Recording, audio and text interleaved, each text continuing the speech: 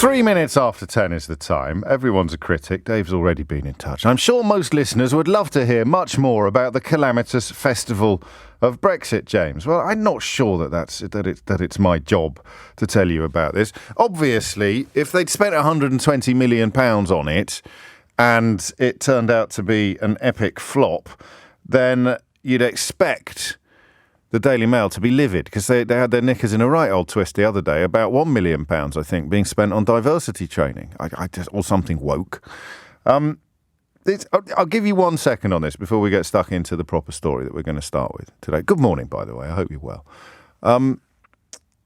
Fury as £120 million festival to celebrate Brexit becomes a flop. Who do you think the Daily Mail are blaming for this? This is actually hilarious, because you've probably already guessed. It's nothing. The word woke does not appear in this headline. So if it can't be woke, what is it? Whose fault is it that the so-called festival of Brexit, which I think Nadine Dorries was a major cheerleader for, has been an unprecedented... You probably didn't even know it was happening, did you? I'm told that some of the exhibits are quite jolly, but they've got very little to do with Brexit, which you'd think might have helped. How would you have a festival of Brexit? What would you do in a festival of Brexit? Have a sort of gammon eating contest? Or something like, who can eat the most slices of gammon? What would it be? What would it be? A gammon eating contest? I don't know what else you would do. Morris dancing? That's not fair. I'm sure some Morris dancers recognise the idiocy of leaving the European Union. What on earth would you put in a festival of Brexit? Anyway, they did one. Cost 120 million quid. They expected 60 odd million people to turn up. They got, I think, a couple of 100,000. And the Daily Mail today, are you ready? Have you got it? Have you got it? Are you ready? Who do you think they've got? Who do you think they've let go? What? No, not Gary Lineker. Not Lily Allen. Not me. Not, I don't know, Remainers. It's incredible. The self-awareness of these people is off the scale. Fury as £120 million arts festival to celebrate Brexit becomes a pro-Remain flop, amid claims that staff refuse to take part if the UK's exit from the EU was mentioned. It's almost as if these people could not organise a knees up in the proverbial brewery, isn't it? I mean, can you think of a finer metaphor for the madness that has engulfed this country since 2016 than the fact that a festival designed to attract 66 million people has, in the end, attracted barely 200,000? What else are we going to talk about? It is 6 minutes after 10. And you are listening to James O'Brien on LBC, where I have stumbled across a little nugget that I thought would entertain us today. I thought we could have some fun with this, and possibly even some sadness. It's not an entirely a cheerful story, quite the opposite, in fact. I don't know how old you are, obviously. There we go, 238,000 visitors. That's how much people went. The initial target was £66 million. It cost 4 times more than the Platinum Jubilee. Sensational stuff. Now, you know that I spend at least 10 minutes every morning searching for stories that we can discuss together, and nothing pleases my aging heart more than stumbling across a little nugget that nobody else has spotted yet. And do you know what a nib is? Do you know what a nib is? I was on Fleet Street for years before I knew what a nib is. The news editor would stroll over to my desk and say, "Can you give me a nib on this story?" And I'd say yes. And I knew what a nib was. A nib was those little 2-paragraph stories that go down the side of the page. Do you know the ones I mean? But I never knew why they were called nibs. I thought perhaps it had something to do with the old days of fountain pens or something like that. Do you know why they're called nibs? News in brief. N-I-B. News in brief. So sometimes the nibs can contain stuff. Do you know, I once wrote a 1,200-word article about my second shift on the Daily Express. I wrote a huge article, thought that I'd aced it. I was going to be splashed in a double-page spread across the features section. It was an interview with someone. It was an interview with a mate of mine that had started going out with the ex-wife of somebody very famous. And when I told them about it, they got really excited. And they sent a photographer round, and we sat down. I was up half the night writing the article. This is going to be my major debut on the features pages of the Daily Express. If you ever bump into me in the pub, I'll tell you who the famous person was. And my mate was going out with his ex. And he was, at the time, one of the most famous people in the country. The famous person, not my mate. So it should have been, by rights, a good story, but I don't know whether I wrote it up appallingly or whether the enthusiasm of the news desk changed. When I rushed to the newsagent early the next morning to get the newspaper and to tear it open, looking for this amazing feature that I'd written, my first proper big byline in the features section of the newspaper, and you know what had happened. They'd nibbed it. It had been turned into a nib. They'd cut my 1,200-word piece down to 2 paragraphs, plus a small photograph and no byline about the new partner of the then enfant terrible of British television, which has probably given it away. But anyway, this is a nib. And because I spend at least 10 minutes every day searching for these little choice morsels, you get to hear about it first. Young people are twice as likely as over 55s to reject friends because of their politics. Now, I find that fascinating, and I don't know whether it is... I don't know whether it is as sad as it initially strikes me. 2 of my very best friends, and you may find this rather hard to believe. I don't know if I've told you this before. I've referred to both of them, but I think I've done so separately, so you might have come away thinking it was the same person. 2 of my closest friends voted for Brexit, both male, both my age, both Tories, and both Brexit voters. We tend not to talk about it a lot, although more recently I've taken to teasing them because I think the ability to defend it dissipates with every passing day. 2 of my closest friends are Brexit supporters. One of them is sort of Brexit royalty. One of them is the son of one of the most prominent Eurosceptics of the last 30 or 40 years in this country. We went to school together. He's godfather to one of my daughters and one of my favourite people on the planet. But for some reason, we've ended up in completely different spaces and places on many, but not all, political issues. Which is why when I read this initially, I thought it was very sad. I thought, well, that's very sad. 26% of young people aged 18 to 34 would not be friends with someone from a different political party, even. And that figure plummets to 11% among the over 55s. There is no mention, probably because it's only a nib, there is no mention of the 34 to 55-year-old cohort in which I and many of you sit. But there it is. If you are young, you are considerably more likely to not be friends, or you are considerably less likely to be friends with people who support other political parties. There are some fairly grim questions there as well. The proportion backing military rule has gone up among young people. 18 to 34-year-olds are quite into the idea of a strongman leader. That's doubled from 30% in 1999 to 61% today. You need to see the questions with these things to be clear precisely what it is that they're actually voting about. But the age difference there between people who can't really contemplate being friends with people from a different political party and people who can. It is 12 minutes after 10. And here's the thing, right?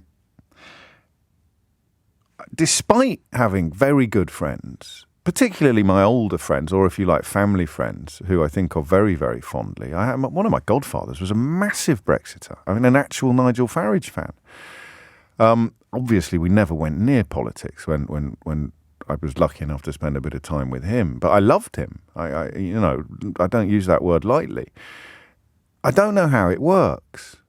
I know that there's that old adage about when you're at dinner, at the dinner table, you should never talk about politics, religion. So there's something else as well, probably football, politics or religion. Was it just politics and religion? But at my home, we talked about it every day. We talked about politics and religion and anything else under the sun. So part of me, I'm genuinely a bit perplexed by this story, because one of the reasons I hate doing panel shows on television, one of the reasons I don't do them anymore, is because of the company that you're compelled to keep. That the idea that if you turn up and there's some, crypto-fascist white supremacist masquerading as a newspaper columnist sitting there, then by being in the same studio, you almost soften their toxicity. They can't be as awful. I mean, look at what's happened in America. You've got essentially now a fascist movement underway led by Donald Trump, and everyone who has kind of excused it or looked the other way or treated it like a part of a normal process is arguably complicit in the normalisation of this grossness. So I hate that, because you sit in the green room afterwards and you're all slapping each other on the back and you go for a meal. I don't enjoy it. And yet some of my closest friends are probably politically closer to the more palatable people you could end up on a TV panel with than they are to me. I don't know what's changed, but something has. Is it footballification, do you think? Do you think for younger people it is as if you have to buy the whole set? You can't. What was that lovely figure of speech someone shared? It was Ian McEwan that shared it, I think, with us the other day. Can you remember it? Is it you can't you used to be able to have a selection of views, whereas now you have to have the whole set of them. If you think something about the environment, then you must think that about trades unions. It'll come to me at about 1:05 today, shortly after I leave the studio. So I think today is a morning for stories. We've done some heavy stuff this week. Cost of living's not going away. We'll be catching up with that. If not later today, then certainly tomorrow. But I think we'll have a look at stories. And anyone who hasn't got a story, and I don't think I have, I mean, I had a couple of acquaintances who went a bit potty in the sort of anti-vax era, but they didn't leave big gaps in my social life or my calendar. If you don't have stories about this, then we'll probably look at why. Would you have thought it was the other way round, that people would actually become more entrenched as they got older? I think I would have thought that it was the other way round. You'd get more entrenched as you get older. But, you know, we're a fascinating species, aren't we? What was true 100 years ago is not necessarily true today. But the tolerance of youth, I would have thought, was a thing. So if we haven't got a story, then we're going to look for answers to the question of why. Why do you think younger people are less likely to be friends with people they disagree with politically than older people? And obviously what I want most of all and first of all is your simple story about falling out with someone, and the closer you were, the bigger the story. Falling out with someone over politics, your childhood friend, your lifelong compadre, your bosom buddy, your BFF. But then something happened. Politics intervened in a way that it had never intervened before, and the friendship was toast. Hit the numbers now, you will get through. 0345 6060 973. So tell me your tale of a friendship that failed as a consequence of politics, or, and actually equally welcome today, because I'm fascinated by this, why do you think young people are less likely to be friends with a political opponent than the over 55s? I guess those of us in the middle, between 34 and 55, we're probably a sort of centrist mixture of both. 16 minutes after 10 is the time. 0345 6060 973 is the number you need. 19 minutes after 10 is the time, and you are listening to James O'Brien on LBC. It's a contender for what we do in the next hour, actually. I'm drawn to that story of the decline of the traditional UK family. I don't know whether it's a good thing, a bad thing, or neither. But there's another story. Do you remember back when the sort of culture wars, as we now call them, were merely a figment of your average racist's imagination? You'd get a story about a Christian who wasn't allowed to wear a crucifix or something. It would be a company that had a very strict rule about there being no jewellery allowed. But everyone would pretend to get their knickers in a twist and get in a right old tizzy about it. There's a story today about a nuclear submarine officer, which I think is a humdinger of a moral conundrum. So we may talk about that later as well. I must stop burbling. Let's go to Clapham. Sam is there. Sam, friendships, politics and failures. What can you tell me? Well, yeah, I had something pretty much bang on what happened there. Essentially, one of my best friends, or was my best friend at the time, went away and was living in Australia and New Zealand, travelling for about 3 years. And when he left, we were really close. Like, we used to go out all the time together, probably see each other every other day or every couple of days at least. And this was around the same sort of time that Brexit had all kicked off and everything had changed. And when he came back, my assumption was going to be that he was sort of logically, in my mind, I was just like, he would be a Remainer. I didn't even consider the possibility that he wouldn't, because I'd known him when he was growing up, Yes. and he was an intelligent person. Not to say, not to disparage the intelligence of others or anything like that, but I just assumed that would be the camp that he was sitting in, as it were. And literally on the first time that we met up, we went out, we ended up going and getting a meal with his girlfriend, and we ended up chatting about it. Yeah. And he was coming out with all of the sort of what I would call propaganda around the Vote Leave camp. And it just hit really hard. And we ended up getting in a big sort of argument where his girlfriend had to calm him down and I had to leave the restaurant. I don't think I saw him again for about 6 months, maybe. Crikey. And then it turned out that pretty much all of those friends that were in the circle that we used to always spend a lot of time together with, they were all in the same sort of area, and it was me and my brother who were completely on the other side. Right. And it's taken quite a long time. We spend time together, but it's nothing like it used to be. Did you grow up outside London? We both grew up in the border of Essex and London, around Woodford. Okay, so these are childhood mates, and you grew. Yeah, roughly. I mean, we all met when we were about 17, and then we were inseparable until we were about 22. And it wasn't until we actually left to go travelling that the group sort of stopped seeing each other all the time. And how did you start? You clearly haven't built a bridge as big as the one that was there before. But how did you start repairing relations, if indeed you did? I think certainly with a couple of people. So I'd say that there's some who are more right wing than others. And in particular, one of my friends who he's not as close, but actually sort of is in a different way. And it's kind of because I feel like I know him really well. I know his heart and the sort of quality of the person that he is. And I actually know the work environment that he's living in and what his family and home situation is like, and the sort of propaganda that he'll be fed.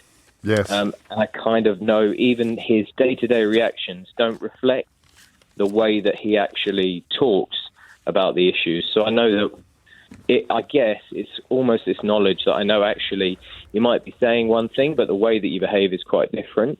And I think that might be is why it's easier, definitely as a young person, when I meet somebody who I don't know and they come out with views like that, sometimes I just want to cut the conversation, because I know that even spending time with someone who can relate to me, who we've got a really good relationship with, you still can't talk them around when you're facing the way. Why can't you just, final question, why can't you just leave it? No, of course you can't. I mean, well, unless you're lucky enough to have a job like mine, but very few people do. So you've got no chance of going to the massed ranks of the Daily Mail, the Daily Telegraph. They've even got their own weird TV stations now, the Sun, Rupert Murdoch, all of it coming in their ears all the time.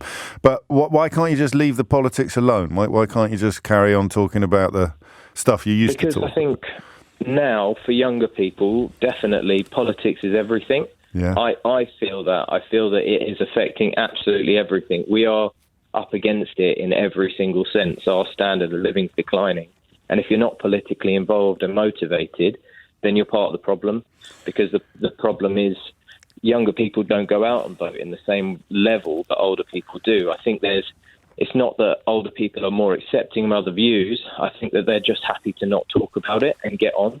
Whereas I think that actually we are facing issues that everybody needs to band together against, and you need to find a common voice. I think for your generation then, I think you're 30, are you, Sam? Yeah, I'm 30 now, yeah. Quite 20 years younger than me. For your generation, the stakes actually seem much higher. So you're looking at the cost of living crisis, you're looking at pandemic management, you're looking at the abolition of freedom of movement, you're looking at things like the Rwandan... Climate change as well. Climate change is huge, isn't it? And the idea that, we can just muddle along is what is expiring. The idea that we can just muddle along and be mates or not talk about it. The more keenly you feel the urgency of an issue, the harder it is to be friends with someone who denies it. I mean, denying climate change. Quite a few people are mentioning Rwanda. It was fine when Margaret Thatcher was selling off council houses, but my right-wing friends now are in favour of deporting refugees to Rwanda. That is a game changer, although that has come in from older listeners. 25 after 10. Thank you, Sam. It's sad, but I guess more comprehensible than it was initially. How could you, if you are desperately terrified, for example, of what is happening to the planet, and you've got a mate who swallows the sort of Daily Telegraph line on climate change or the Nigel Lawson line on it, then that's existential. How can you stay friends with someone who is in a car with you heading towards a cliff, insisting that it's not a cliff at all? I don't know. 0345 6060 973. Paul's in Goring by Sea, near Worthing. Paul, what would you like to say? Hello, James. Morning. Hello. I'd just like to say I'm 62, Yes. and last weekend I went away with 12 friends Yes. for a golfing weekend, and we've been doing the same weekend for 36 years. So we are all people from different persuasions, different political persuasions, and we had this very discussion. Gosh. Because we've all stayed friends all this time, and and quite often after a couple of beers, the conversation does get political, and we will have quite heated debates. Yes. But we agree with what we think has happened is that no one is allowed any longer to meet in the middle ground. So both the media and generally politicians have pushed you either right or left, and you can no longer meet in the middle ground, where when most arguments that we have come down to it, most of the bigger things, most people would agree middle ground is the only solution. And I don't think young people, my children, who are ranged from 27 to 35, and their friends, they feel pushed one way or the other. That's fascinating. They can't meet in the middle. Some of the vitriol directed at centrists, who I suppose are by definition the middle, is astonishing. And I was going to push back against your suggestion that the left was as involved as the right in pushing people to extremes. But what I see, and my perspective is going to be personal, obviously, that the idea that centrists are scumbags who deserve to be abused in the worst kind of ways comes more from the left than the right, actually. So that tallies with what you say. And this would be more party political or left-right rather than issue-based, because there is no middle on climate change, really. It's either a huge problem or it isn't. But in terms of left versus right, so your friendships have sustained, though, have they? They have, very much so. And we still have that debate, and we've got people who voted for Brexit, we've got people who didn't, we've got people who voted and now wish they hadn't. Yes, so we've got all sorts of changes in there, and some of those people are left-leaning, voted for Brexit, and some are right-leaning, voted for Brexit.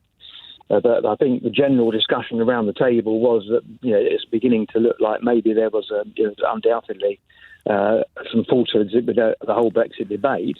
But what that Brexit has done, is just pushed people to one side or the other. And it's also gathered sort of baggage as it's gone, hasn't it? So it's also become to inform attitudes to other things, oddly. I don't get that. I'll tell you what's changed. You might recognise this more than I do because you've got 12 years on me.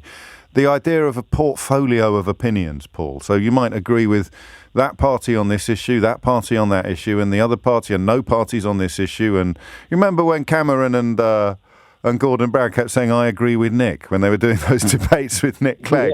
That feels like a world away, doesn't it? It's a world away, and where is that centre party now?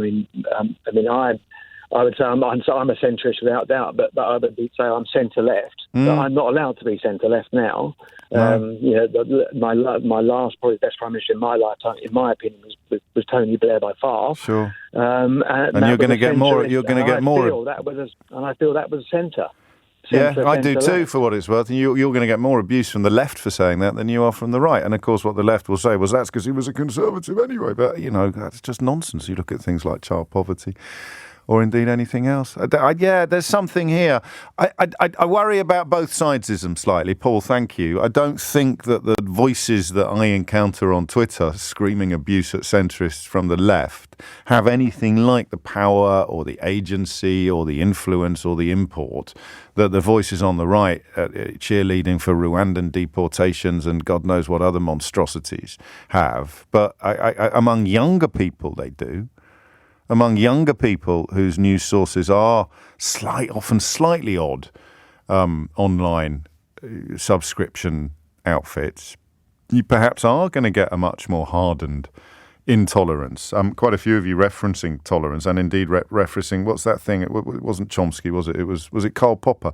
The tolerance of intolerance. And the worse things get, whether you're looking at the climate, whether you're looking at racist immigration policies or deportation policies, the harder it becomes to live and let live. I recognise that, although I'm heartened by Paul's story. 10:30 is the time. Lottie Morley is here now with your headlines.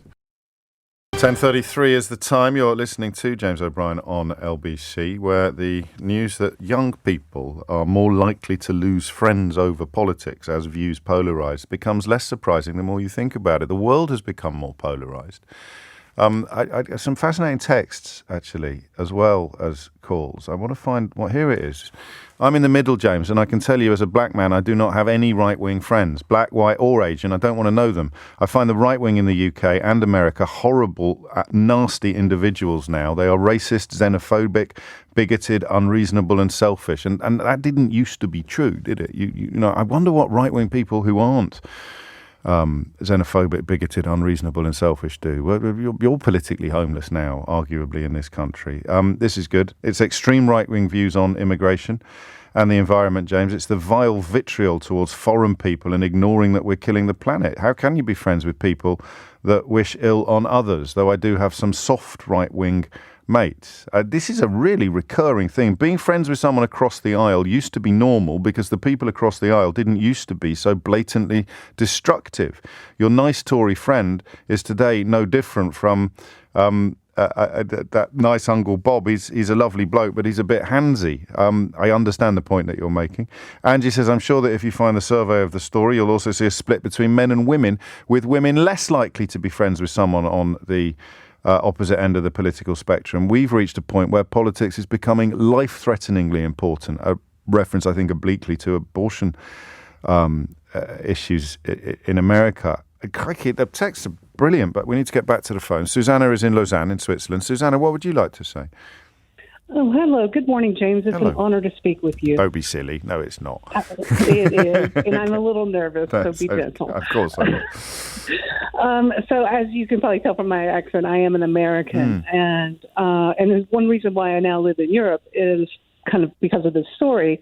I was married very young, and my husband, 3 years into our marriage, committed suicide. And it was obviously very traumatic, and I was a little aimless. Sure. And his brother's wife, so she was my sister-in-law, she really, she stepped in and she had 3 children, small children, and lots going on, but she saved my life. She picked me up, dusted me off, helped me get back into university, and just was there for me every step of the way.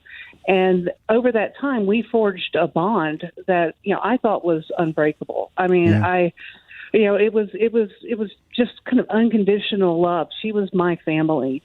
And subsequently, she divorced her husband, my former brother-in-law, and remarried, and we became very close with her new husband, and then I remarried, and we really became a couple. They took my daughter in, and she was part of the family, and we holidayed together. We spent holidays together at Christmas and Thanksgiving and all of that. And I knew that they were Republican, and they knew that I was, more liberal and Democrat.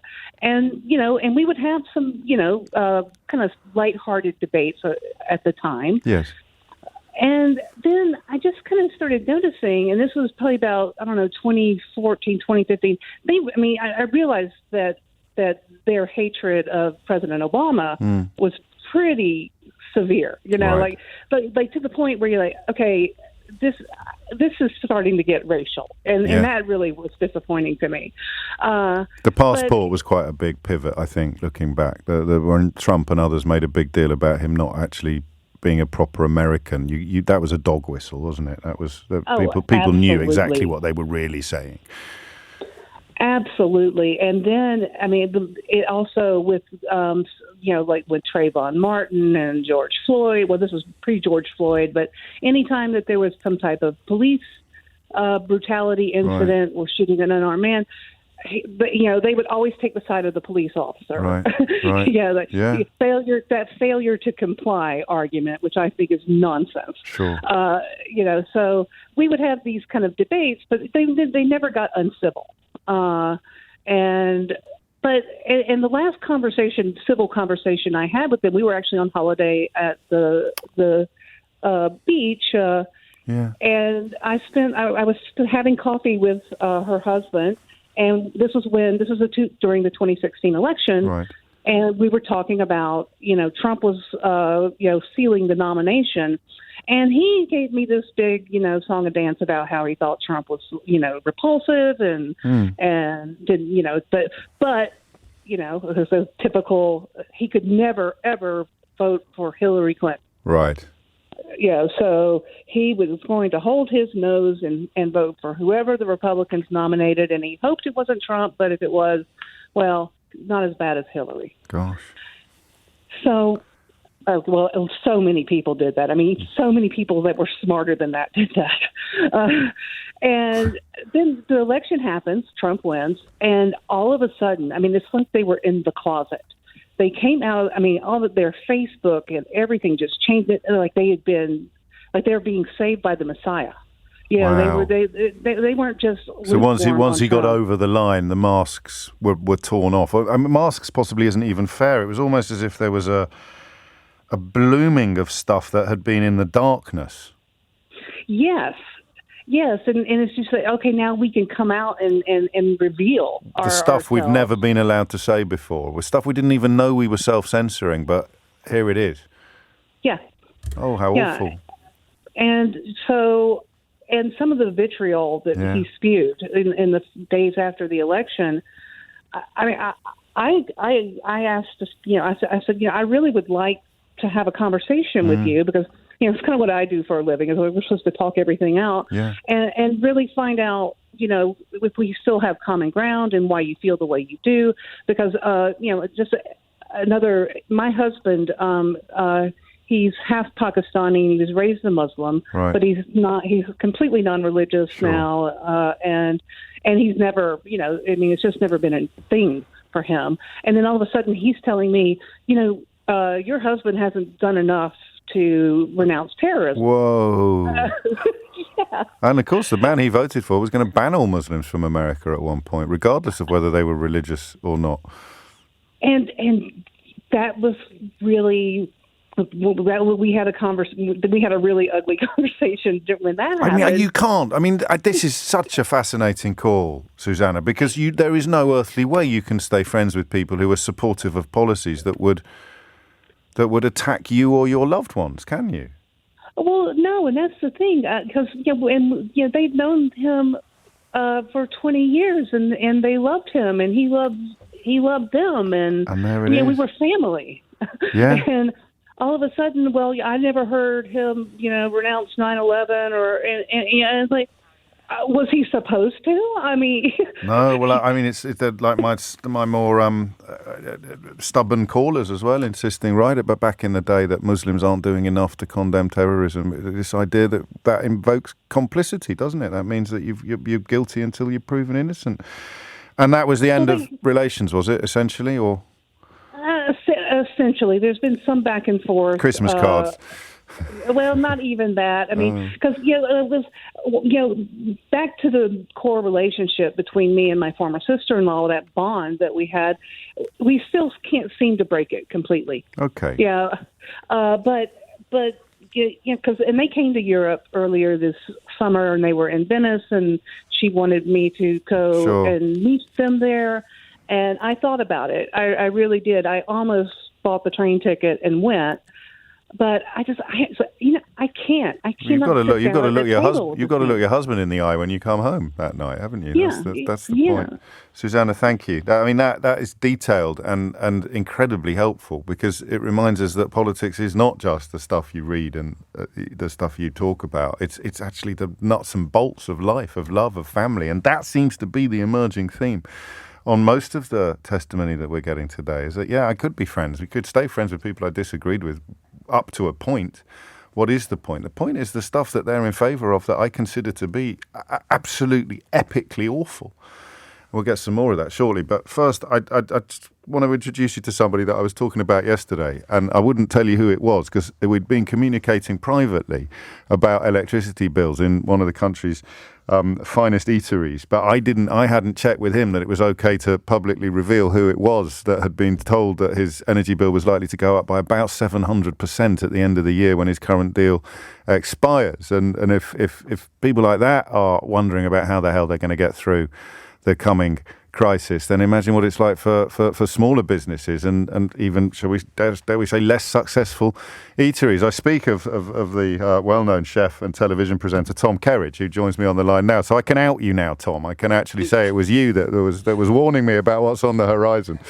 Yeah. Hello, James. How are you? Yeah, absolutely. Of course. Yeah. I mean, I saw that you were talking about and putting out there that there was no energy cap coming into small businesses. So I reached out to you through a DM and said, listen, mate, this is exactly what's going on for our point of view. This was our first quote that's come in, and we've got a 700% price increase with our existing supplier when we drop out of where we're tied in with our existing relationship that comes into December. We're being quoted, so it's a 700% increase. That doesn't. I mean, I don't know how on the ball on the business side of things you are. I don't know how the labour breaks down at the Hand and Flowers and your other establishments, because you're busy doing service and the gas gets lit at Sparrow Fart o'clock, doesn't it? And then you're in the kitchen all day. But did you have any inkling about how huge this iceberg was going to be?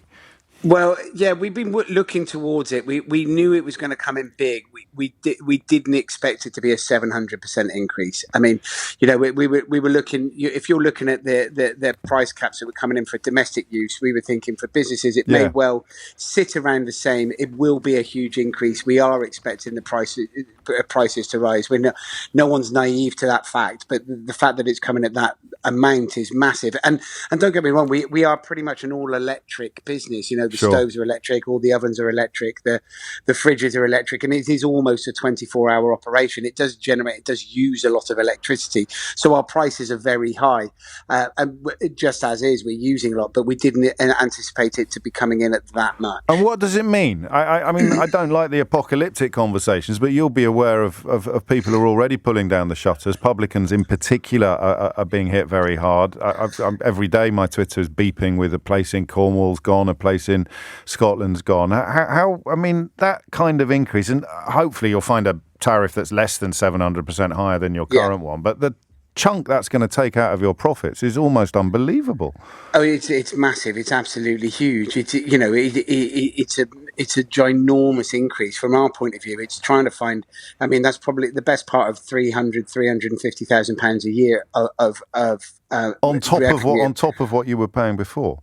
On top of what we were paying before. So, and to generate that from a business in, for hospitality, if it's making anywhere between, anywhere between 7 and 10% EBITDA profit, you'll then, that means it's got to generate another £3.5 million a year in revenue to come to just exist to pay the electricity bill that's moving forward. So for our point of view, it's terrifying. It's absolutely frightening. But like you say, there's places that are constantly, horror stories of places that are closing already. I mean, just this morning you saw Brewdog announce that they were shutting 6 sites, and this is one of the countries. I didn't see that, and they're doing really well, aren't they? They're doing really well. And they're one of the best brewers, one of the best publicans, one of the best pub companies around. So they're closing 6 sites. There's rumours this morning that another major operator will be announcing more closures tomorrow. Really? And these are the big players. These are the guys that are running big businesses. For small independents, small little publicans that just, operate, as your local fabric of society, wet-led drinking pub.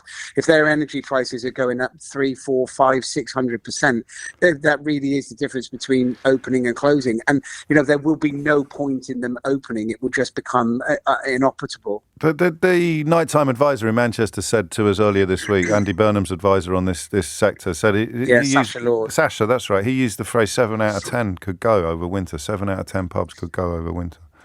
Yeah, and that is the reality of it. Yeah, and I mean, this is from Frontline. This is exactly what we're hearing across board, and there are some real decisions being made here by small businesses. And this is hospitality, because it's my world that I'm in that we're talking about. But there's many other operators, many other businesses. I dread to think what small scale manufacturing are doing. Places that are just operating factories all day long. Then if they're getting the same sort of increases, the profit margins in companies are just not there to be able to. You can compare it if you're paying £5 a pint of beer. This is the same as if you now go to the pub and your pint of beer is £35. It's like, how many rounds of drinks would you get? It's definitely somebody else's round. It's the same sort of. If you go for pizza for the family of four and you get away with spending £100 now, well, that's the same as saying now you're going out for a family of four for a pizza and it's now £500-600. I mean, it just doesn't work, does it? You just wouldn't spend that money. So you could see why small scale operators and small businesses would go, I'm just not going to spend it, we're going to have to close. It's even people that can see the iceberg don't realise how much iceberg there is under the surface of the water, and yet politicians at the moment aren't even acknowledging the existence of the iceberg, or at least not doing enough to address this is it. It's the terrifying point of it, that it doesn't feel that there's much being said about businesses and what they're going to do with the approach to it. There doesn't seem it feels very leaderless at the minute. There doesn't seem to be any structure that's coming in. I mean, and I do understand the narrative. Everybody is concerned of their own personal lives and at home, and the domestic price cap is something that everyone's terrified and working through for their own personal use. But then at the same point, the businesses that employ these people still need some understanding, some guidance, some realization of what's going to happen, how they can be helped if there is anything coming in terms of help, whether it's a VAT cut, whether it's some sort of price cap, whatever it is, so that they can put people's minds and make sure that people rest assured that it is going to be okay. But at the minute, it doesn't feel that there's any structured leadership or council or anything that's coming forward to say what they're going to do. And of course, for every business that closes, there's countless families that then have the bombshell dropping right in the middle of them. On a lighter note, Tom, while I've got you, you're in my manor this weekend, I think. That's right. I'm in Chiswick. We're doing Pub in the Park this weekend, which is something we're very excited about. We've got 3 more left. We've got one this weekend. We've got one the weekend after in St Albans, and then we're down in Brighton for the last one of the summer. But we'll see you in Chiswick, my friend. I think you will. And say hello to anyone else as well who pops along. Tom Kerridge, thank you for that, and good luck, mate. I mean, not so much this weekend, because that's always brilliant, but in the looming crisis. And I'll tell you what, if Tom Kerridge is worried, then every single restaurateur, publican, hotelier, caterer, sandwich maker, fish and chip shop, burger bar and pizza joint in the country should, and probably is already worried. It's 10 to 11. 10:53 is the time. Good morning, James, writes Joe. Please could you repeat this morning's topic? The horse I was shoeing started kicking off when you came on the radio. I'm pretty sure he's a Brexiteer. He's well-intentioned, however misinformed. I used to threaten him with export to France every time he was naughty, so it may be that I am to blame. Thank you. That's from Joe and Brexit hard horse Sid. I think that's the first text I've ever received from a horse. My brother and dad no longer talk. This is very sad, and have cut all ties. I think inevitably, I could perhaps have tried a bit harder to steer it away from Brexit, but this covers other issues as well. My brother and dad no longer talk and have cut all ties. Middle ground is not an option, as the average right-winger is so far right now. There's no common ground.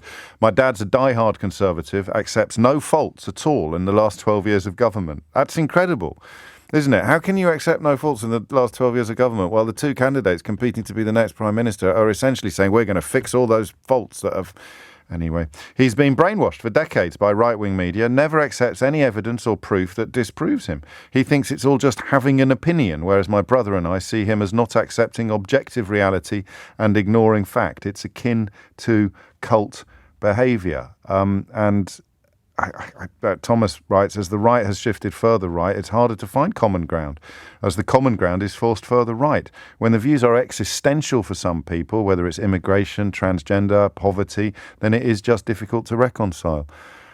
This has been a real eye-opener for me. We may stay with it, actually, a little longer than planned. Mariam is in Sutton. Mariam, what would you like to say? Hi, James. So some of the comments I was going to make could be covered off by a lot of your previous callers. The American lady you had, Susanna. she was fantastic, because I could resonate with so much of what she was saying. So to me, I'm 44, born and raised in London. I didn't necessarily experience some of the things I've experienced in the last 5 years. So you could have different views with people, different political views, and you could still crack on and be friends and sit in a dinner party and not really question whether you can have this person in your life or whether having that person in your life is toxic. Examples, Iraq War, etc. You could disagree whatever side you were on that. And definitely. Since 2015, something changed here, and it changed in the US as well. I've got a lot of friends on both sides of the pond. It's kind of started around the time when the tragic events were happening in France with some of the terrorist attacks. Yes. People started openly, when Donald Trump started making Islamophobic comments, people started openly on my Facebook page, at the time it wasn't really Instagram, it was Facebook, making similar comments, similar sort of Islamophobic comments, getting rid of Muslims, banning them, they shouldn't be part of our society. I'm not religious like your last caller's partner, but people were saying to me, why aren't you calling this out? And I was thinking, how can I be friends with people who hold such views about anyone? And not to defend them, but around the time you're talking about, that sort of Faragification of mainstream politics, when the fellow was never off Question Time, it wasn't in the fringes anymore. It was appearing in newspapers that I used to write for. Some of the stuff about Muslims must do more, or we must make life harder, or this, that, and the other. It's the lumping together of terrorists with your mate from school or your newsagent or your accountant that was so hard to understand. And yet the number of people that just piled in on it must have been, and I'm not a Muslim, so goodness knows what it was like for you. I had so many people pile in on it, people who I thought were friends. So I then did put comments out on Facebook, like I told you before, actions of ISIS or whatever.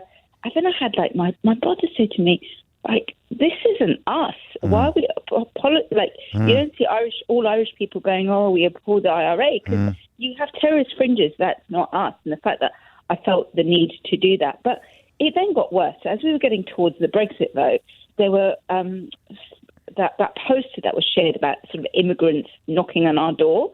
I had kind of some well-meaning friends who I thought were well-meaning.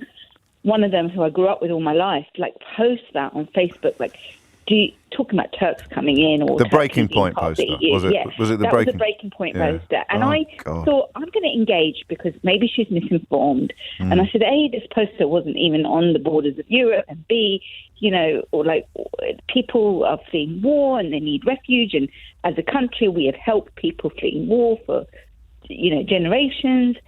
And I just, the response and the vitriol I got back was just it's not just the refugees, it's all foreigners. We hate all foreigners, and Europe are going to try and flood the continent with foreigners. And I thought, but my parents were immigrants. We've added to society. I was born here. Then I got told that was the first time I heard it. Yeah. But people like you are okay. Always. I don't mean you. I don't mean you. But that comes up. But then it got worse. So after 2016, after Theresa May went, when Boris Johnson came in, Trump was at his peak. It just got worse. People started making comments. The woke word started coming up. Right. People started making really kind of bigoted, xenophobic comments. Some of the stuff was spilling over from my family or Indian heritage, from India to here as well. So I have Muslim friends, Hindu friends, Sikh friends, and some of this kind of Hindu Muslim stuff, sectarian stuff from India was spilling over here very openly and very mainstream.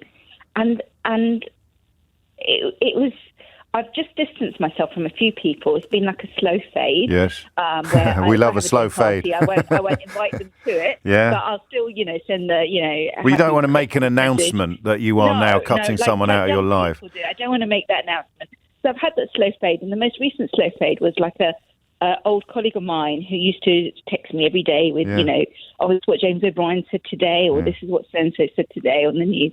And we used to have just banter, right? He's a Tory, I'm a centrist, we just have some banter. But suddenly he started making comments that for me, were just beyond the pale. So we have, it was about Rwanda, comments about race. When I called him out on some of his sort of racism, he referred to one mutual friend of ours who is black who agrees with him. They always find one person of that ethnicity. He'll be Home Secretary. He'll be Home Secretary by Christmas. And uses, Priti Patel was his number one person for leader. I talked about this yesterday. And I thought to myself, I just cannot be friends with this person. And even when I've said to this friend of mine that some of his comments I find really insulting, like when he was saying, some of his comments about transgender people. It's all lumped in together, isn't it? I have to. I'm very late for the news. I'm very late for the news, so that's fine. That was my fault. No, but how did you? Did you nix it? Did you say something? I just nixed it. I just said, look, we just have to agree to disagree, and I've just literally avoided contacting this person. I think he got the message as well. He got the message that you were unhappy, but he possibly didn't get the message as to why it was entirely his fault. Well, kind of. The final straw, very quickly, was super quickly. Keith's giving me the look. Said the hospital are executing her son, and he shared that with me, and I said that's absolutely disgusting, and that's a really disgusting comment to make about anyone working in our health service. Yeah. If he's going to share that kind of stuff, then him and I, we can't be friends. We're done. And that was it. We haven't heard from him since then. I thought this was going to be quite a light-hearted conversation, not with you, Mariam, necessarily, but this topic would be quite fun. But actually, it's one of the most important conversations I think we've ever had. 11:05 is the time. You're listening to James O'Brien on LBC. I'm going to continue with this. I've got a fascinating guest coming in at 11:45. So I just find it more engaging and possibly more important than the other conversation I was going to have about the research into how many families now are not nuclear or are not traditional, for want of a better word. One newspaper today, Truss hints she may axe motorway speed limits. That's the front page in the Daily Telegraph. Most important thing going on in the world today, according to the Daily Telegraph, is Liz Truss suggesting that she might get rid of speed limits on motorways. You've got Tom Kerridge's words echoing in your ears, right? This is one of the country's premier restaurateurs warning about an existential threat to the entire hospitality sector. And if you think that's a bit fancy pants, then A, you don't know Tom Kerridge, and B, you've never been to his joints. But this perhaps is closer to home for you. Hi, James. We own a butcher's in Worcestershire. Our fridges and freezers run 24/7, 365 days a year. There's a very strong chance that all family butchers will have to close. There is simply no way we can afford these uncapped charges that we will be faced with. We are an important cog in our community, and if we go, we'll never come back. I mean, it's incredible, right? We're taking a day off from the cost of living crisis today because we're covering it pretty much every day. But the idea that this is it.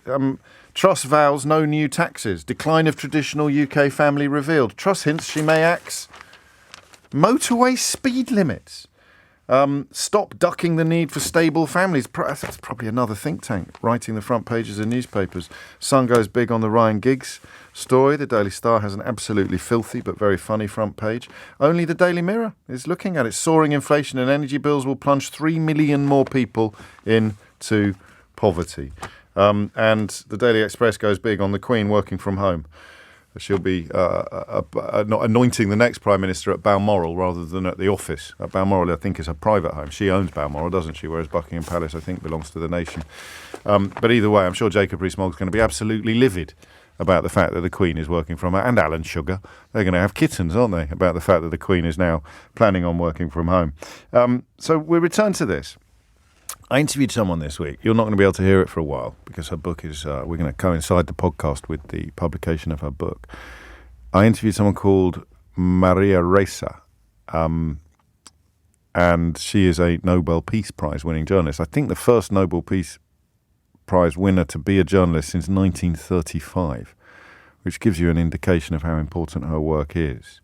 Should we just pop to Idiot's Corner? Tim's responded to that Liz Truss story. So she was asked the question, you idiot. Tim, I'm complaining about the Daily Telegraph thinking it's the most important thing in the world today, as in they've put it as their front page splash, not about the fact that she answered a question she was asked. It was the editorial policy of the newspaper that was under discussion. You don't have to do it in public, Tim. You can just stay at home and say stupid things into the ether, but here you are, soiling yourself on the radio. 9 minutes after 11 is the time. And Maria is very, very, very front and center. She's a Filipino journalist and public enemy number one for the Filipino regime, the current regime, and indeed the last one. And this model, if you like, the Philippines, in the words of Christopher Wiley, the Cambridge Analytica whistleblower, the Philippines were a petri dish for what subsequently happened in Britain and America and elsewhere. The way that Facebook data was used to manipulate votes. And that's the elephant in the room during this conversation, because I obsess about the Daily Mail and the Daily Telegraph and the Sun. But what, of course, Carol Cadwallader discovered when she started looking into how her hometown of, I think, Port Talbot in Wales could have voted to leave an organisation that was of incredible direct and obvious benefit to them, she started discovering, it's a thread she started tugging on of all of these Facebook messages, these directly targeted, data-driven Facebook messages. And the Philippines, I didn't know this, has the highest usage of social media in the world. And so it was obviously the perfect place to finesse these dark arts. And so that's what's happening. That's what we're talking about. And that, I think, perhaps helps explain why younger people are twice as likely as over 55s to reject friends because of their politics, because the politics increasingly of the right have become the politics of cultishness. And you literally have to just keep it at arm's length. You can't bring it into your world. There's no point. You know, like the callers I take. Remember the fellow who said, I love Donald Trump's lies because it upsets people like you and Sadiq Khan? Big racist dog whistle from Liz Truss last night at the hustings that Nick hosted with regard to Sadiq Khan. There always is. In fact, every time Sadiq Khan's mentioned now in public, it's some form of racist dog whistle. We should get rid of Sadiq Khan. It's deliberate, and it's coming from these places. So the more this conversation goes on, A, the more serious it becomes, and B, the more fascinating I find it. How do you bring it back? A few of you telling me that Germany's thinking about bringing speed limits down in order to reduce emissions. I know. This is Boris Johnson's Brexit Britain. Everything is broken. And everything is about to get a hell of a lot worse, but we're not allowed to tell you because that would be doom-mongering. We should all actually stop describing reality and telling the truth and get along to the festival of Brexit, or whatever they ended up calling it, which has been an unmitigated disaster, which actually makes it a perfect celebration or commemoration of Brexit. How could you properly mark Brexit without having an unmitigated disaster? Maybe it was deliberate. So this idea of why would young people be less likely to be friends with someone that they disagree with politically? It's because they haven't grown up in a world where political disagreement was quite mild and calm. They haven't grown up in a world where you might disagree over, I think Mariam's example was great, the Iraq War. I disagree with the Iraq War. It shouldn't have happened. Well, I think it should have done because, Saddam Hussein was an absolute monster and you got the choice between either taking him out and not taking him out. It's a simplistic view, but it's at least a sustainable view. But what young people see now, if they are of a relatively moderate outlook, is that they see horrific things passing as political. The appalling abuse of Muslims. It's really been an eye-opener for me, this. What would you do if you were young and in your class there were 5 Muslim lads and 5 Muslim girls, 30 in the class, 10 Muslims, and there's a bloke in America who's going to try and ban them all from the entire country?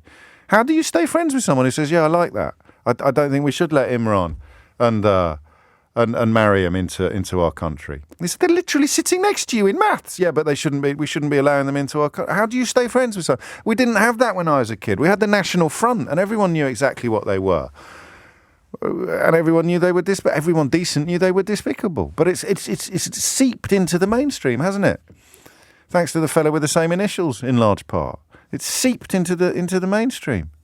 That idea that you can now put up a poster, a breaking point poster. So you've got a friend who says, oh, I like that Farage guy. And you're like, hang on, I'm a refugee, or I'm Polish, or I'm married to a Romanian. How can you stay friends with that person? Is it that simple? Looking particularly at Britain and America, you're young, you haven't had the frog boiling exercise. You haven't slowly, this is it, isn't it? Gosh. You haven't, I'm always at my weakest when I'm speculating on the thought processes of younger people, but I think this is it. We've been boiled You're in your, and with the greatest of respect, was it Phil, the 62-year-old that rang in, who's still on relatively good terms with his mates? That's a slow process. You can't break that overnight. Also, you're not gay or transgender or Muslim or an immigrant. You are friends with someone who may have nursed pretty dark thoughts about people like you, but never really included you in it. Something's shifted in the last 6 or 7 years. And now they'll say, oh, we don't want them here. But I'm one of them. Oh, I don't mean you. That was the first calls we started getting after Brexit. So if you're my age, you're 50, you sort of got one foot in both camps. If you're over 55, the change has happened so incrementally that you can't fully appreciate how hot the water has become. That's the whole point about the frog boiling analogy, isn't it? You're looking around and you're thinking, well, John's always been a little bit right-wing, but now he's calling for people in dinghies in the English Channel to be drowned, or now he's calling for people to be deported to Rwanda, or now he's calling for Muslims to be banned from Britain or immigrants to be deported, whatever it is. Oh, he's always been a bit right-wing. So he's gone in stages. Whereas if you're 25, if you're 18, and you encounter these views, you are not seeing the culmination of an incremental change. You are seeing something bold, barefaced and bigoted. And you're saying, I can't be friends with you. I can't be friends with you. You would deport my friend. You don't think that my football teammate should even be in this country. You're disgusting. And of course, the people who are disgusting don't think they're disgusting because they open up the Daily Mail or they go on Facebook or they open up the Daily Telegraph or they buy Andrew Neil's Spectator and they find despicable reflections of every bigotry they possess. So if you're young and you look at this stuff, it hits you with the full force that the rest of us can't see because we're in a bath full of water in which the temperature has been slowly turned up by Rupert Murdoch and his mates over the last 30 or 40 years. And that, ladies and gentlemen, is why young people are less likely to be friends with fascists than people who are over 55. Discuss. 0345 6060 973. And I will, for the record, state that the people who attack centrists using identical language, identical tactics, and identical boneheaded bovine brainlessness come largely from the extreme left as well. I don't even know if extreme left is the right way to describe it. But they are just as vicious and just as vile and just as vitriolic as the people I would describe as fascists, because what they're searching for is ideological purity. Your extreme right-winger now is searching for racial purity or nationalist purity. And then your idiotic left-winger is searching for ideological purity. And they are both as awful as each other. And that, I think, is one of the most insightful 5 minutes or 10 minutes I've ever had on the programme. And it's all down to the calls we took in the first hour. That's what's happened, isn't it? And that's why younger people are less likely to be friends with someone politically different. Except all of that comes essentially from the centre. I mean, that's all about thinking that racism is awful, thinking that Islamophobia is wrong, thinking that transphobia or homophobia is disgusting, which is a pretty grim listen, I imagine, for people who nod along with all this stuff. How can we possibly be friends with you? You're disgusting. Oof, more than enough of me so far. Luckily, Lily is in Bristol to interrupt my flow. Lily, what would you like to say? Hi, James. How are you? Very well, thank you. I'm enlightened. I've had a moment, but I'll shut up now.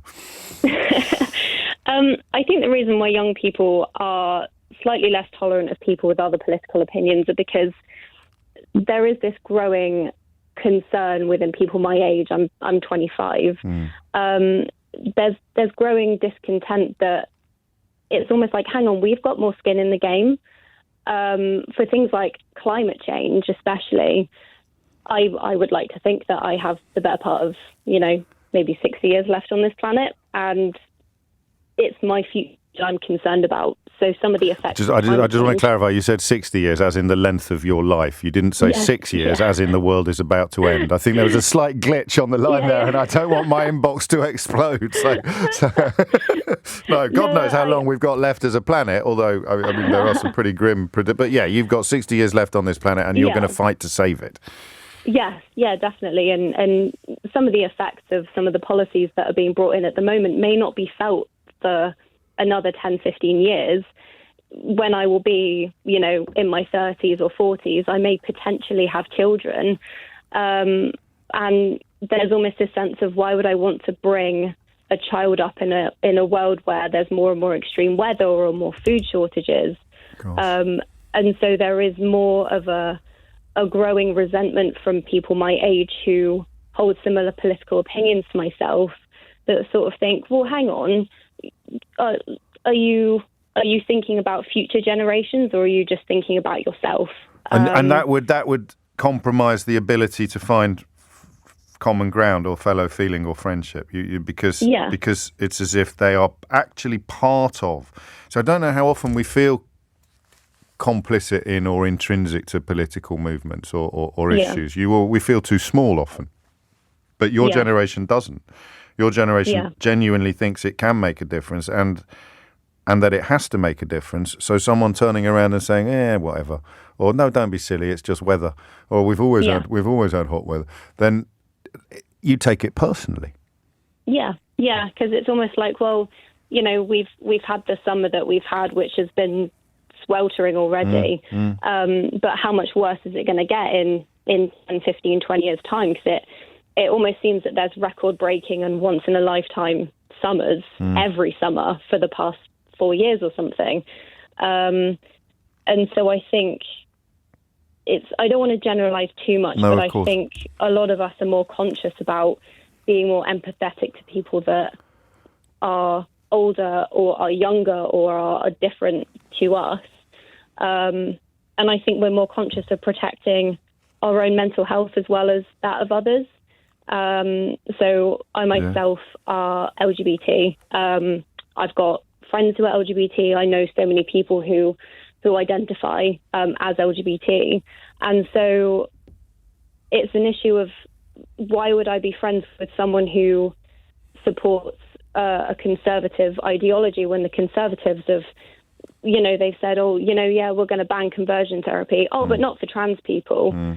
And so there is an element of our generation being like, well, hang on, you either look after everyone or you don't look after anyone. And it's the same with, immigration and refugees. And while I myself are white, I don't understand, or I can never fully understand the experiences of people of colour in this country.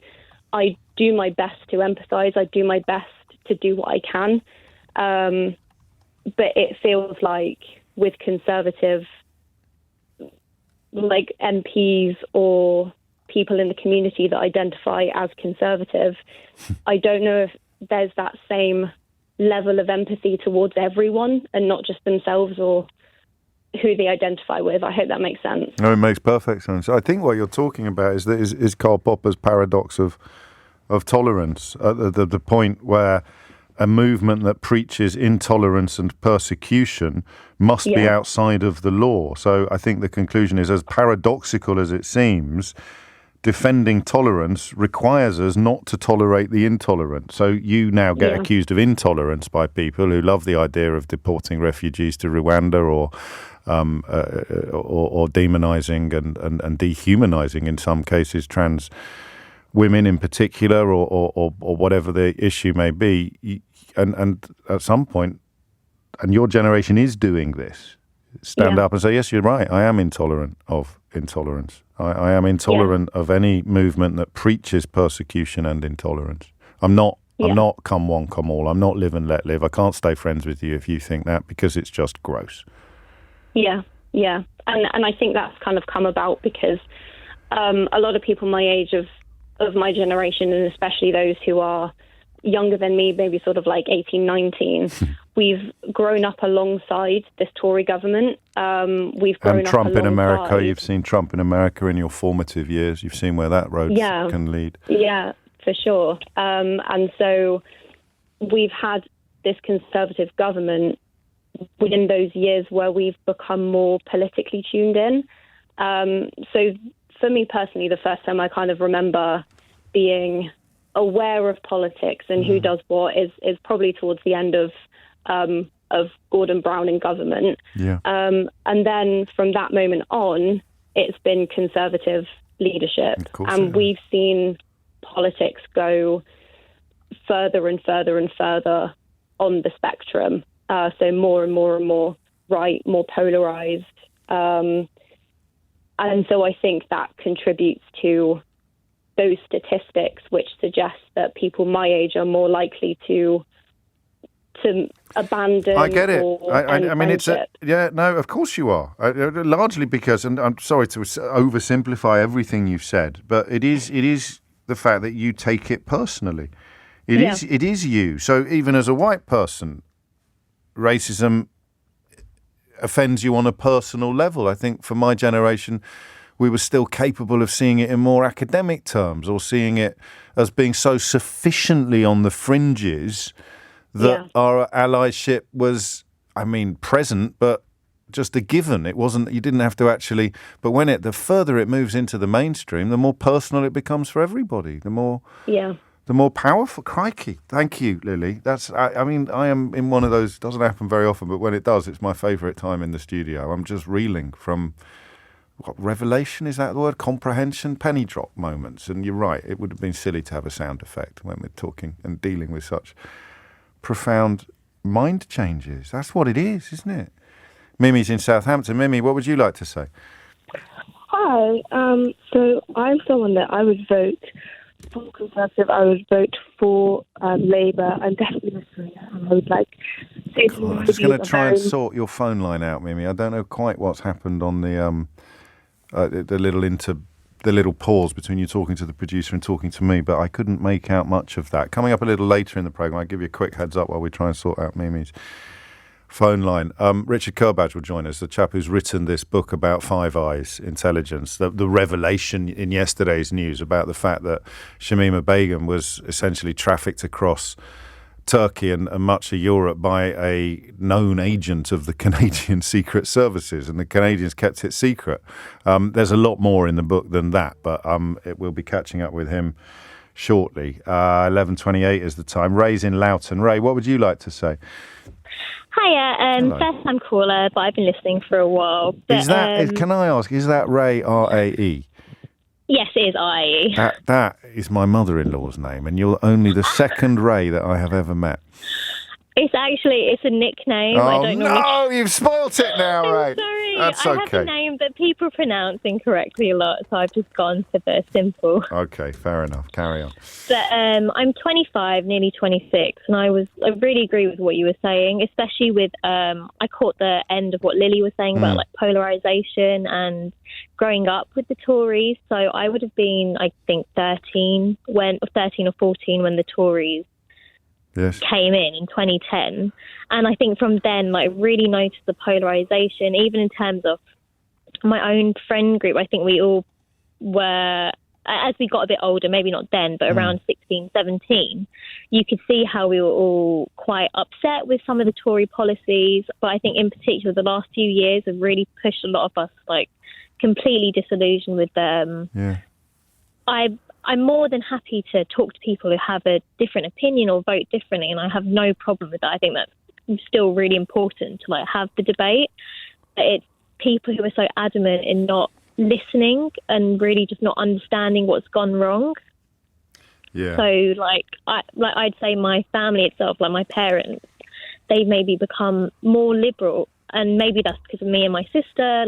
We've just given them different points of view to consider, whereas some of my family members have gone the complete opposite, and I'd say they're quite conservative, which is a really quite shocking. Some of your friends' parents, or some of your friends? So some of my family members. Older family members. Yeah, right. So aunts and uncles, and even my own cousins who are around my age. I say they've become quite conservative, which is.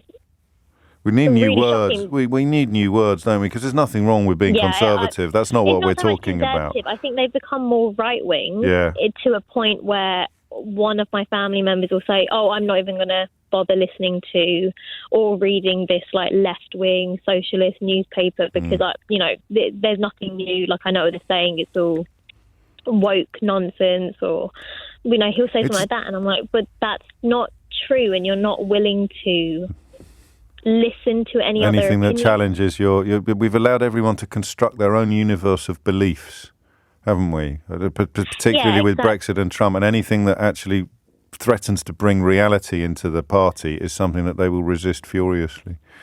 Yeah, I say this particularly since Trump as well, because obviously that's impacted the world in several ways, just in terms of like rise of hate crimes in general. But even with like Boris Johnson, like it's really shocking to me to have family members who are then really supportive of him, especially because I'm from an Indian family, but everything's on social media now, so I can read what he's written in the past when he wrote for, I think, the columnist or whatever. Who he promotes and who he likes. You can't undo that, can you? Yeah, and even like there's like got to go to the news. Or And that is now normal, whereas when I was your age, that would be absolutely staggering. Some of the stuff that gets published in mainstream newspapers, never mind Andrew Neil's Spectator. I'm probably imagining it actually, aren't I? Because Johnson was publishing stuff about smiling pickaninnies and stuff like that when I was still quite young. It just, I don't know. I mean, it did not feel to me as repulsive as it feels to me now. And if you're growing up with it right in your face all the time, then of course you're going to struggle to be friends. Why would you want to be friends with people posting stuff like that? 11:32 is the time. Lottie Morley's here with your headlines. 25 to 12 is the time. Thanks for this chat, James. I thought it was just me, writes Bernie, but I blocked my first best friend going back to the 60s due to his racism, of the "but I have a black friend" variety. Sad times. They are, aren't they?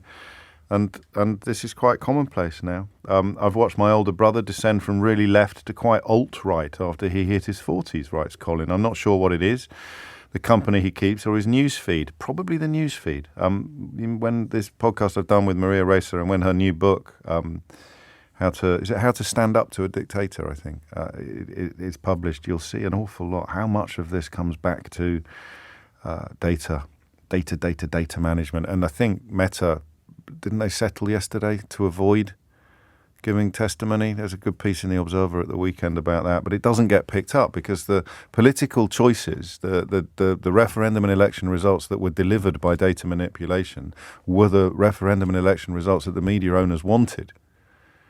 Certainly in Britain, less so in America, but certainly in Britain. It's why you have to go to Canada to get really strong political leadership on looking into this stuff.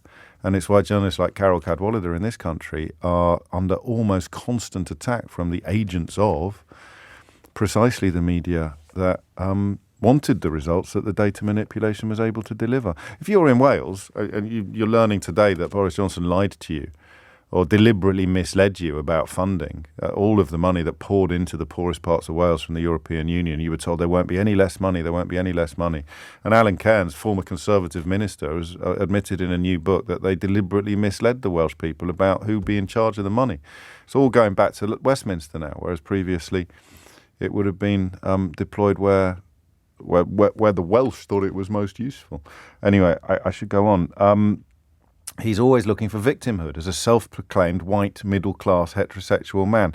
Brackets, he's not actually middle-class, close brackets. It's so strange how these people don't think minorities get bad treatment, but constantly assume they are in a persecuted minority. I might write a thesis on it one day when I get to the bottom of it. It's so sad to see, says Cole. I could write a book on it, Cole, but I beat you to it. I mean, everywhere you turn. I don't know whether this is the only answer or the complete answer or the perfect answer to the question of why young people are less likely to be friends of different political hues, but it's certainly a big part of it. Connor's in Harrow. Connor, what would you like to say? Oh, hi, James. So I'm a first-time caller. I'm quite nervous, but I'm a very big fan. Thank you. You're very welcome. I feel like, so for me personally, I feel like social media is such a big impact on young people. I think that's one of the biggest causes of why we tend to drop friends with kind of politics we don't agree with. Yeah, go on. Because I remember when I was quite young, and I unfortunately fell down a bit of a rabbit hole when it came to social media. I remember I was it sounds very like small and stupid now, but I was quite unhappy with how some of my favourite movies were going.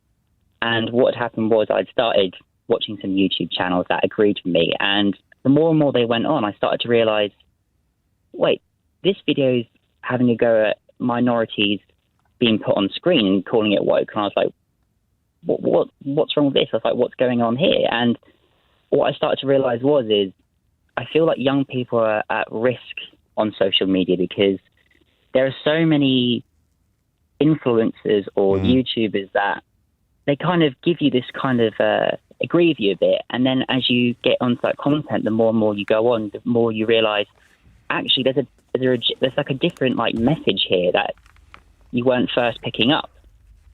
And I'm not just saying it's one side, I'm saying it's both sides as well. I think there are these pockets of groups online that kind of drag people into them. So I feel like young people have to be very aware on social media to not fall into these traps. Like, I've had to distance myself from some of my friends where they've been kind of pulled to a side of thinking due to social media. Yeah. I know that at the moment there's this, I don't think I can say this YouTuber's name, but there's a very big one at the minute who's getting controversy of his treatment of women online. Yes. And I've had to kind of distance Step myself back. from because I had a big conversation with one the other night who, for some reason, now believes that marriage is a way for women to get financial support, and just completely fails to understand that it's meant to be a big moment for a person who loves someone. And it's the commodification of women. I mean, it's a medieval approach. I think that the fella you're referring to is called Tate, isn't he? Because there's another bloke in the news today called James Owens who's been sort of outed as the most racist YouTuber, Britain's most racist YouTuber. He's been branded, and he spends all his time online using code words to avoid getting caught, and being profoundly anti-Semitic and profoundly racist. And obviously he's 37, so his target audience is going to be your age, not my age. That's exactly my point. And just to build on what you said there, they use these terms that I really don't understand. So they'll say, oh, this agenda.